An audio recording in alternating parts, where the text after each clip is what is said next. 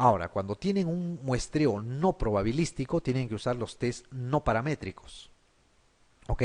Los test no paramétricos se usan cuando la variable no tiene distribución normal, cuando no es posible aceptar las suposiciones de la estadística paramétrica, o sea, no se pueden hacer eh, operaciones matemáticas con las variables, cuando tienen una escala de medición que no permite realizar operaciones aritméticas. ¿Ok? Por ejemplo, el grado de satisfacción, la percepción de la calidad, el grado del dolor de un paciente. Cuando ustedes quieren medir eso, eso no se puede hacer operaciones matemáticas con esas variables. O cuando usan variables categóricas u ordinales, ¿no? Categóricas es sí o no, blanco, negro, gris, negro o blanco, etcétera. O sea, o ordinales, grado de instrucción, por ejemplo. Y los test no paramétricos son los siguientes. Cuando ustedes quieren comparar dos medidas o dos muestras independientes usan el test de Mathwiney o la U de Mathwiney. Cuando van a comparar dos medidas apareadas, van a usar el test de Wilcoxon. Y si van a comparar tres o más medidas, van a usar el test de Kruskal-Wallis. Y cuando van a comparar datos o rangos o variables ordinales, usan la Rode-Spearman. Hay un cuadrito que les sirve para ver las pruebas estadísticas, qué tipo de comparación quieren hacer y si es paramétrico o no paramétrico. Si ustedes quieren estudiar dos medidas de muestras independientes, van a usar la U de Mathwiney o la T de Student para datos independientes, en el caso de que sea no paramétrico o paramétrico. ¿Ok?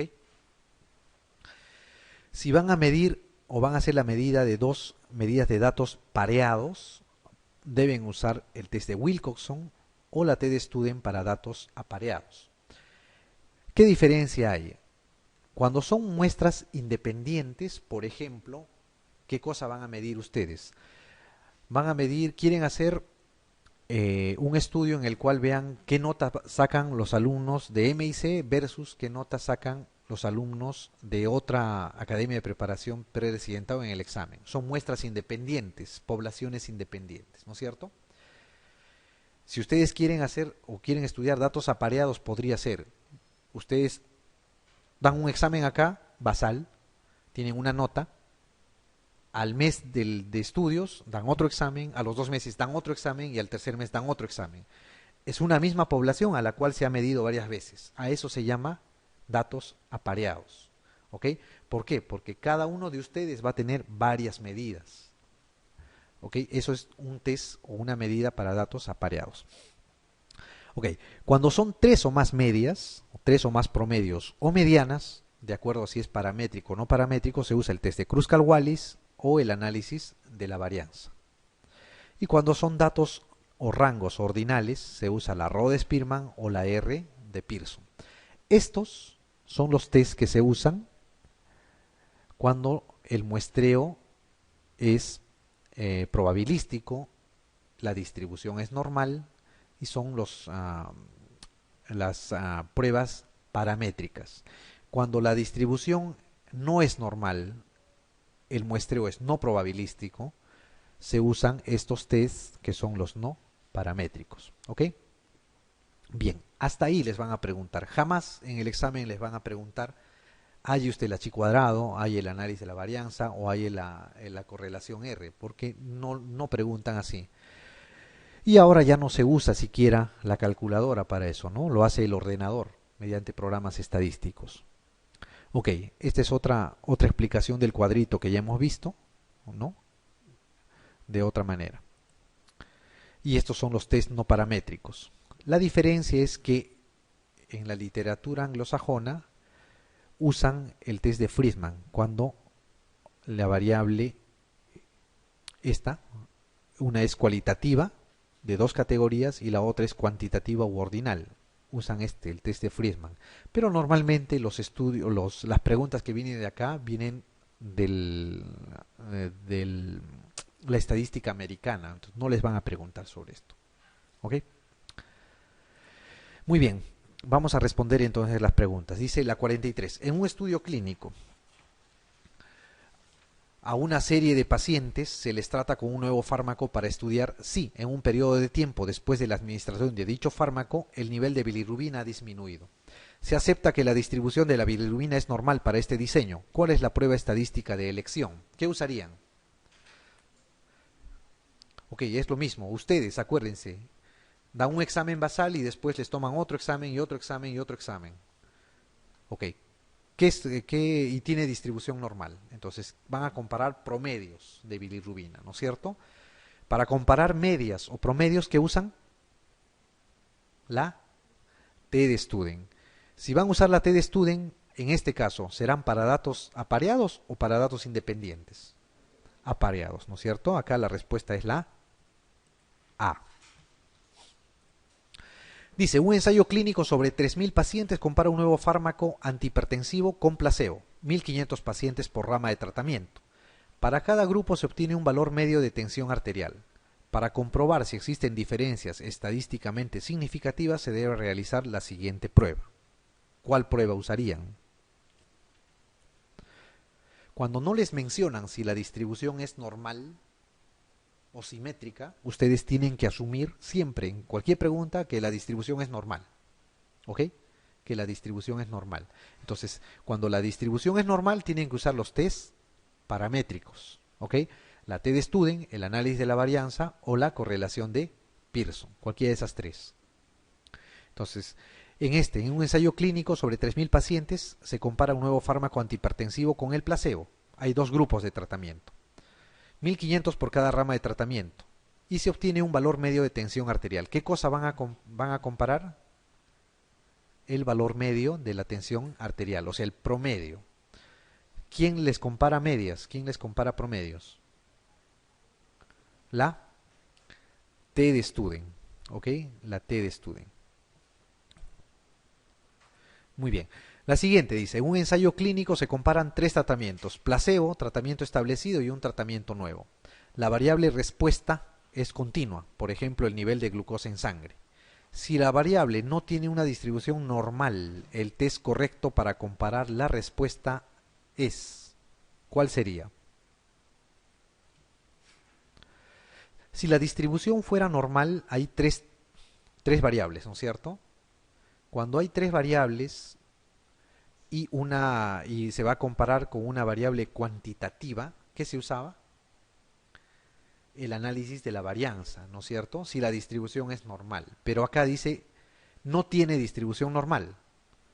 ¿Cuál van a usar en este caso? Si no tiene distribución normal, no pueden usar la t-de-Student, no pueden usar el análisis de la varianza. Les quedaría el test de Wilcoxon o el test de Kruskal-Wallis. Usarían el test de Kruskal-Wallis, ¿no es cierto? Que es el similar al análisis de la varianza, ¿no? Muy bien, vamos a hablar algo ahora de lo que son los ensayos clínicos. ¿Ok? Los ensayos clínicos se dividen en fases. Pueden ser de la fase 1 a la fase 4. La fase 1 que deben saber son adultos jóvenes, sanos, y van a buscar la toxicidad acá, posibles signos de toxicidad. Y aquí van a determinar el rango seguro de dosificación, o sea, cuál es la dosis efectiva y la dosis segura. Los estudios clínicos de fase 2 ya se administran en enfermos. En la fase 2 es la primera vez que se va a administrar en enfermos. Y va a medir la relación eficacia terapéutica versus toxicidad, o sea, cuán bien actúa el medicamento versus qué toxicidad puede presentar. Los estudios clínicos de fase 3 son ensayos multicéntricos, ¿no? En base a esto se hacen los metaanálisis. Mide la eficacia del medicamento, básicamente la eficacia, y se busca determinar manifestaciones de toxicidad que previamente no se han detectado.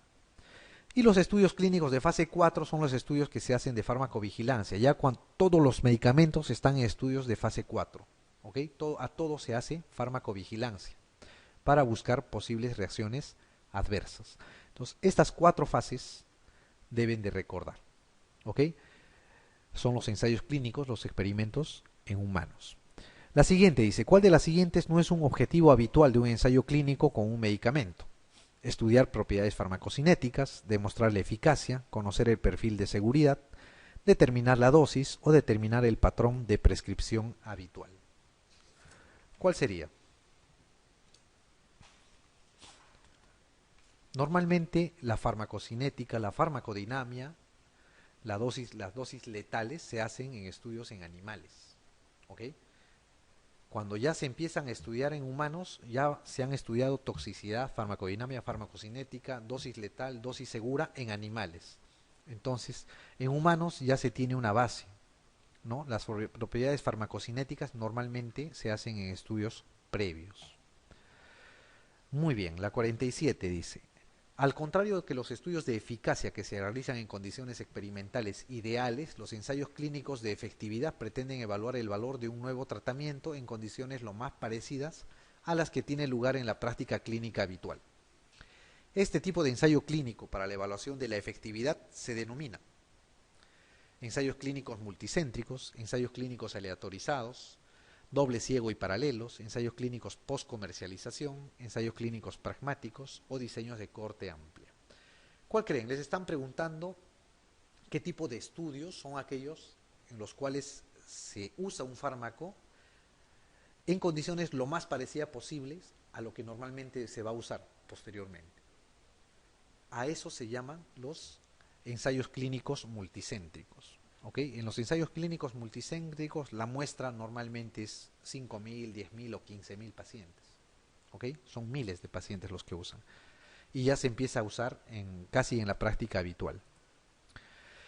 La siguiente dice: se ha realizado un ensayo controlado y aleatorizado pacientes con hipercolesterolemia para valorar la efectividad de un nuevo fármaco. La variable final valorada es la presencia de infarto de miocardio. El riesgo relativo de infarto de miocardio en relación con el fármaco habitual es de 0.39, con un intervalo de confianza de 0.21 a 1.18. Ante este resultado, usted concluiría que debería recomendarse la utilización del nuevo fármaco. Vayamos, el resultado que han hallado es 0.39, podría ser un factor de protección, ¿verdad? Pero su intervalo de confianza, ¿incluye al 1 o no? Sí incluye, entonces no es estadísticamente significativo, ¿ok? Entonces, ¿debería recomendarse la utilización? No, ¿no es cierto? No debería recomendarse, porque podría deberse al azar. ¿El nuevo fármaco reduce el riesgo relativo en más de un 60%? No. Si esto fuera estadísticamente significativo, sí, ¿no? A 0.39, pero en este caso no. ¿El tamaño muestral es muy elevado? No les dan el tamaño muestral acá, esa no es la respuesta. No existen diferencias estadísticamente significativas del efecto de los fármacos estudiados.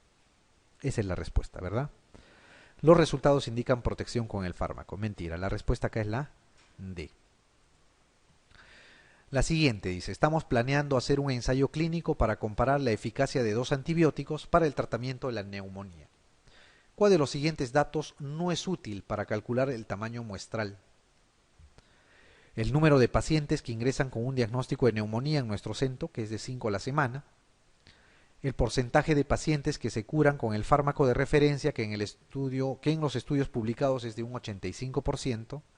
La probabilidad de obtener un resultado falso positivo, error tipo 1, que la fijamos en un 5%. La proporción de pérdidas de pacientes previstas, que en otros estudios similares de la literatura era de un 10%. La diferencia mínima clínicamente relevante entre los dos fármacos, que la consideramos un 10%. No. Dice, ¿cuál de los siguientes datos no es útil para calcular el tamaño de la muestra? La diferencia mínima clínicamente relevante entre los dos fármacos, que la consideramos de un 10%, eso sí, ¿ok? Es importante. La proporción de pérdidas de pacientes previstas, que en otros estudios similares de la literatura es un 10%, también, porque normalmente al tamaño muestral que ustedes van a sacar, van a sumarle las probables pérdidas que van a tener. Y si ustedes tienen ese dato que es 10%, sí les va a servir. La probabilidad de obtener un resultado falso positivo, error del tipo 1, que la fijamos en un 5%. Cuando ustedes van a hacer correlación entre dos variables, ya tiene que intervenir el error tipo alfa acá. ¿Ok? Entonces, esto es cierto. El porcentaje de pacientes que se curan con el fármaco de referencia, que en los estudios publicados es un 85%. Esto es la P, pues, ¿no? La probabilidad que el evento que ustedes están estudiando ocurra. Es 0.85. El número de pacientes que ingresa con un diagnóstico o con diagnóstico de neumonía en nuestro centro, que es de 5 a la semana. Eso no tiene que ver en el tamaño muestral. Si fuera de 1 a la semana, el tamaño muestral no va a variar. Tendrán que estudiar por más tiempo nada más, ¿no es cierto? Entonces, el tamaño muestral no se define por el, digamos, por la facilidad que ustedes van a tener para encontrar los sujetos de estudio, ¿no? La siguiente dice, ¿cuál de los siguientes objetivos no se puede evaluar en los ensayos clínicos de fase 1? Seguridad y tolerabilidad del fármaco y búsqueda de la dosis máxima tolerada, farmacocinética en dosis única y en dosis múltiple, farmacodinamia, dosis más eficaz para el tratamiento de una patología concreta, biodisponibilidad y bioequivalencia. ¿Cuál de los siguientes objetivos no se puede evaluar en los ensayos clínicos de fase 1? No, la dosis más eficaz para el tratamiento de una patología concreta en la fase 1 no se busca. ¿Qué se busca ahí? Toxicidad, básicamente, efectos adversos, ¿no?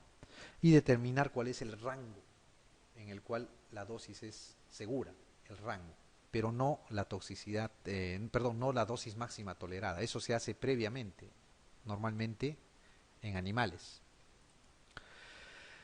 La 51 dice, debemos evaluar los resultados de 3 medicamentos, A, B y C, en el tratamiento de pacientes con déficit cognitivo ligero. Los diseños implementados en los 3 casos han sido muy similares y se ha usado placebo como grupo control en los 3 casos. Se ha observado los siguientes resultados de significación estadística y de porcentaje de reducción absoluta en la progresión a demencia en las comparaciones contra el placebo. A versus el placebo 3% con P menos a 0.01. B versus el placebo 8% con P 0.041.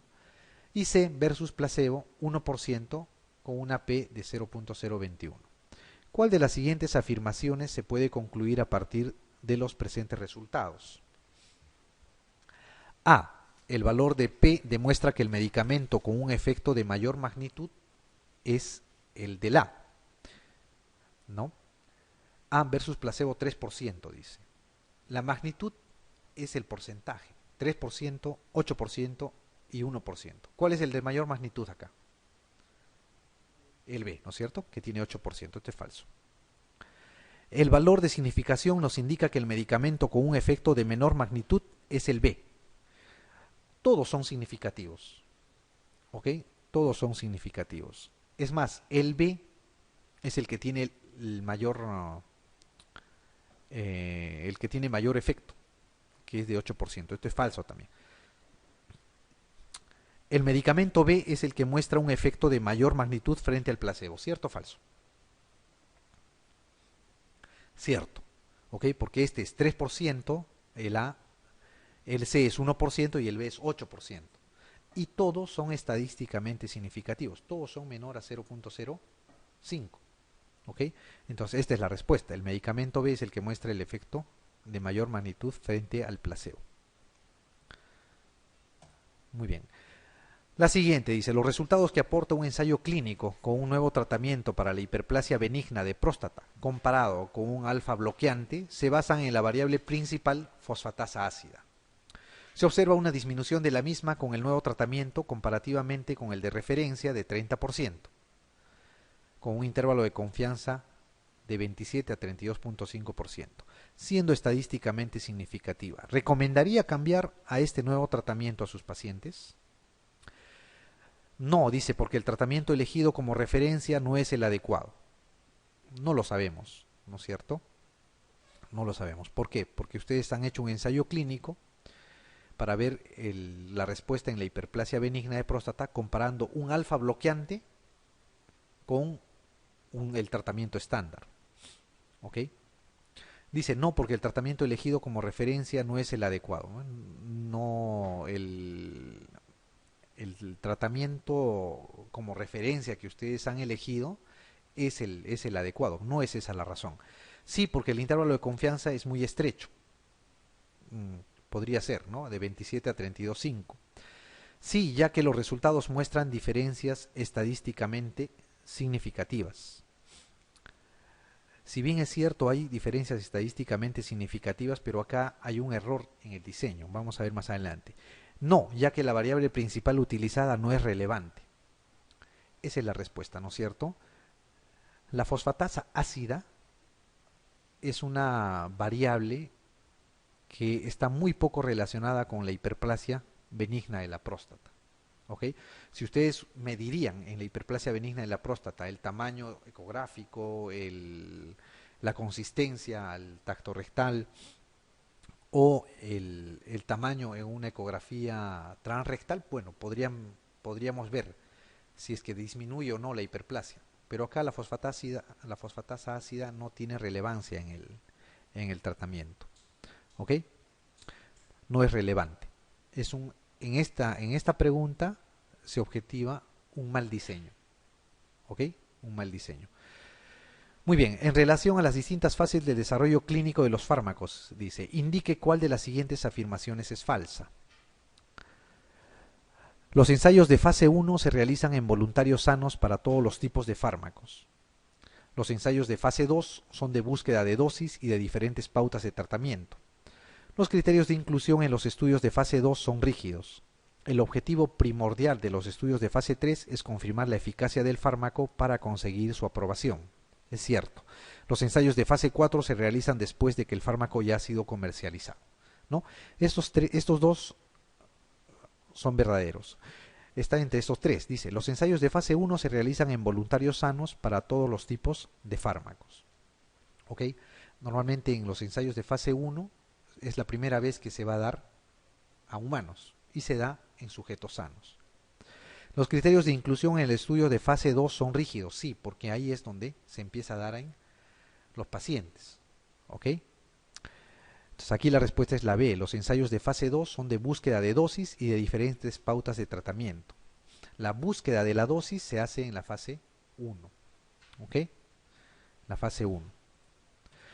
La 54 dice, estamos diseñando un ensayo clínico controlado para evaluar el efecto de un nuevo fármaco hipolipemiante sobre la morbimortalidad cardiovascular y sabemos que la diabetes mellitus tipo 2 es un factor pronóstico muy relevante que queremos que se distribuya por igual en los dos grupos de tratamiento. ¿Qué tipo de aleatorización sería la más adecuada? Asignación aleatoria simple, asignación aleatoria restrictiva, aleatorización por bloques, asignación aleatoria estratificada o no es necesario aleatorizar a los pacientes.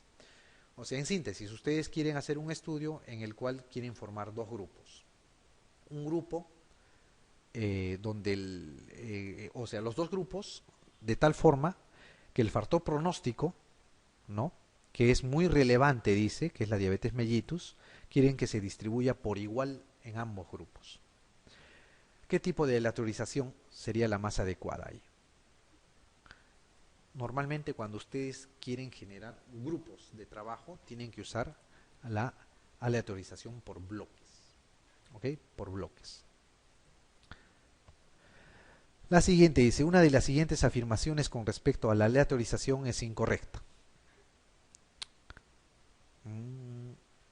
Esta ya la vimos, ¿no? Esta es la última que se repite, ¿no? El proceso de asignación aleatoria debe estar documentado en todos sus pasos, cierto. La aleatorización permite que la asignación de cada paciente incluido en el ensayo clínico sea impredecible, cierto. En el caso de un ensayo con aleatorización 1 a 1, todos los participantes tienen las mismas posibilidades de ser asignados a uno o a otro de los grupos de estudio. La aleatorización asegura totalmente la homogeneidad entre los grupos de comparación, ya que este es su objetivo. Mentira, ¿no es cierto? Esa no es. Idealmente el proceso de aleatorización debe estar enmascarado para evitar sesgos en la asignación de los grupos de comparación, cierto. Bueno, esta es la última, ¿no? Si le comentan que de 100 personas con un resultado positivo a una prueba diagnóstica, 40 tienen realmente la enfermedad, pensará que... no, esta todavía falta. La sensibilidad de la prueba es del 40%, la especificidad es del 40%, el valor predictivo positivo es del 40%, el valor predictivo negativo de la prueba es del 60%, el cociente o razón de probabilidad positivo de la prueba es del 40%. Cuando les venga una pregunta así, ¿qué tienen que hacer? Su tabla de 2 por 2. ¿Qué les dice? Si le comentan que de 100 personas con un resultado positivo a una prueba diagnóstica, ¿no?, positiva a la prueba diagnóstica, 40 tienen realmente la enfermedad. 40 son verdaderos positivos. Usted pensará, ¿qué cosa? ¿Pueden hallar la sensibilidad o la especificidad acá? No, ¿no es cierto? Porque son en columnas. El valor predictivo positivo o el valor predictivo negativo. ¿Cuál podrían hallar? El valor predictivo positivo, ¿no? Que es 40 sobre 100. ¿Ok? Siempre que tengan una pregunta así, tienen que hacer la tabla de 2 por 2. Ok, ahí la respuesta es 40%. La siguiente dice, respecto al análisis de los resultados de un estudio epidemiológico de corte mediante el riesgo relativo, es cierto que, dice, se calcula dividiendo la incidencia de enfermedad en los no expuestos entre la incidencia de la enfermedad en los expuestos. ¿Cierto o falso?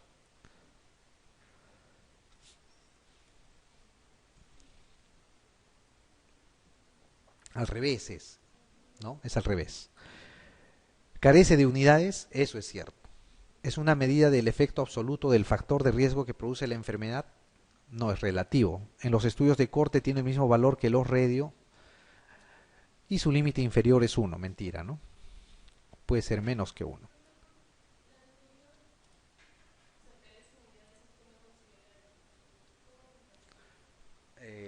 Carece de unidades, ¿por qué? Porque estás dividiendo tasa sobre tasa. Al dividir tasa sobre tasa, las unidades que tengan se anulan, porque se dividen, ¿no? Por eso se dice carece de unidades. Recuerden, el riesgo relativo, ¿no? Tanto el riesgo relativo como el OR carecen de unidades, son valores numéricos nada más. Muy bien, respecto al ensayo clínico controlado, indique cuál de las siguientes afirmaciones es cierta, dice. Es un método experimental, su característica fundamental es el enmascaramiento del estudio, es un método observacional, debe incluir como mínimo 100 pacientes, debe durar como mínimo una semana. Ya lo vimos, ¿no es cierto? Esto era un método experimental. Todo ensayo clínico es un experimento. Un estudio en el que seleccionan sujetos, dice, libre de enfermedad, que son clasificados según el nivel de exposición a posibles factores de riesgo y son seguidos para observar su incidencia de enfermedad a lo largo del tiempo. ¿Qué cosa es? Un estudio de cortes, ¿no? Alguien lo dijo por ahí. Un estudio de cortes. Muy bien.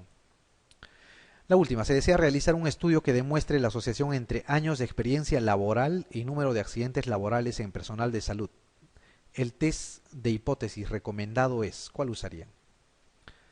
Años de experiencia laboral es una variable cuantitativa. El número de accidentes laborales en el personal sería una variable cualitativa o cuantitativa. Cuantitativa. Cuando van a cruzar dos variables cuantitativas y no les dicen si tiene distribución normal o distribución asimétrica, asumen que tiene una distribución normal, ¿no es cierto? Entonces sería dos variables cuantitativas. La correlación de Pearson, ¿ok? La correlación de Pearson. La correlación de Pearson al final les va a decir si una aumenta y la otra disminuye o la otra aumenta y en qué proporción, ¿ok?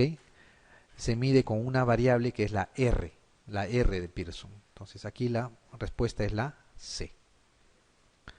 Ok.